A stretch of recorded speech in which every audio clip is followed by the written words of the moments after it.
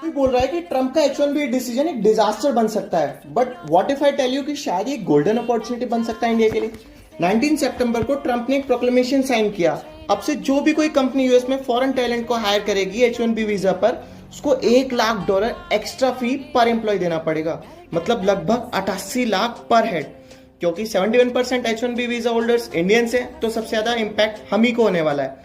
Families के career disturb हो सकते हैं और बहुत से लोग तो ये भी बोल रहे हैं कि उन्हें इंडिया वापस आना पड़ सकता है। लेकिन सबसे पहले मेरा सवाल अपनी गवर्नमेंट से ये है कि जब इतनी बड़ी पॉलिसी शिफ्ट हो रही थी तो हमारी गवर्नमेंट ने पहले से ही प्लान क्यों नहीं बनाया, और इंडियन प्रोफेशनल्स को प्रोटेक्ट करने के लिए अभी तक कोई क्लियर स्ट्रेटेजी आखिर क्यों नहीं है। लेकिन अगर दूसरी तरफ देखें ना, तो ये क्राइसिस एक गेम चेंजर भी बन सकता है। यूएस कॉलेजेस के लिए इंडियन एप्लीकेशंस ऑलरेडी 35% तक गिर चुकी हैं।